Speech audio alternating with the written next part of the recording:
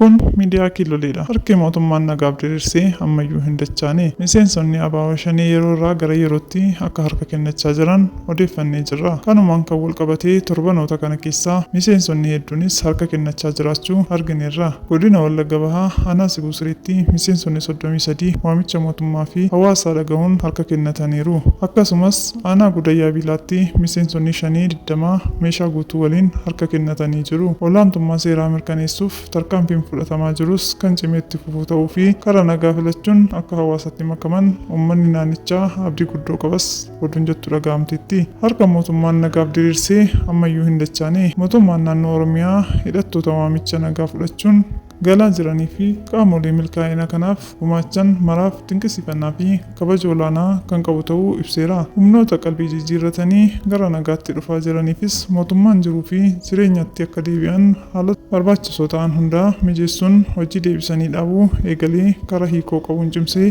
mootummaan jiruuf jireenyatti akka deebi'an haalota barbaachisoo ta'an hundaa mijeessuun hojii deebisanii dhaabuu eegalee karaa hiikoo qabuun cimsee kan itti fufu ta'uu dubbatee jira. Uummanni Oromoo sagalee nagaa fi damboo dheebotaa jira. Marii fi marabbaan bahee galuu fi makarachuu hawwiin eegaa. Kanaaf uummanni keenya bal'aan abbootiin gadaa, jaarsoliin biyyaa, abbootiin amantaa fi hayyoonni gahee baachuu jalqabdan cimsuun itti fufuun isin irra jiraata. Hidhattoota daraara uummata keessanii furuuf waamicha nagaa fudhatanii galaa jiraniif mootummaan naannoo Oromiyaas ta'ee federaalaa dhiifama taasiseefii jira. Akkasumas gaaffilee jiran karaa nagaatiin keessummeessuuf qophii ta'uu hubachiisaniiru.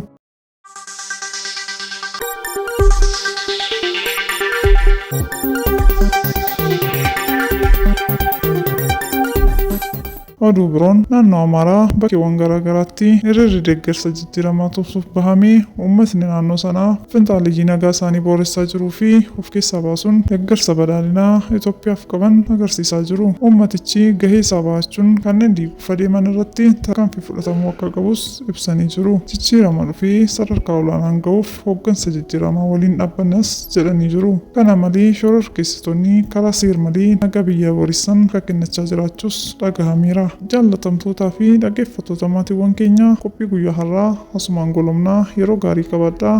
Galatoomaa.